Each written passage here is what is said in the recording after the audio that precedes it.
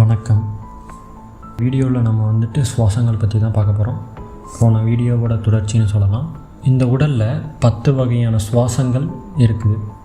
நீங்கள் உள்ளே இழுக்கிற ஒரு காற்று உள்ளே போய் 10 பரிணாமங்களாக பிரிஞ்சு உள்ள பல வகையான வேலைகளை செய்யுது.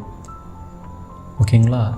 இந்த 10 வகையான பிரிதல் என்னென்ன அப்படின்னா, அந்த 10 வகையான காற்றோட பெயர் என்னென்ன அப்படின்னா, பிராணன், அபனன், சமணன், உதனன், வியனன், நாகன், கூர்மன், கிருகரன், தேவதத்தன், தனஜயன். இந்த 10 தான் அது. இதில் முதல்ல இருக்க 5 பிராணன், அபனன், சமணன், உதனன், வியனன், இந்த 5 பார்த்திங்கன்னா முக்கியமான காற்று. இதுக்கு அடுத்த இருக்கிற 5 காற்றுனா நாகன், கூர்மன், கிருகரன், தேவதத்தன், தனஜயன். இந்த 5 பார்த்திங்கன்னா உங்களுக்கு துணை காற்றுகள். ஓகேங்களா? முதல்ல சொன்ன 5 காற்றுகளும் பார்த்திங்கன்னா முக்கியமான பணிகளை செய்யுது. துணை காற்றுகள்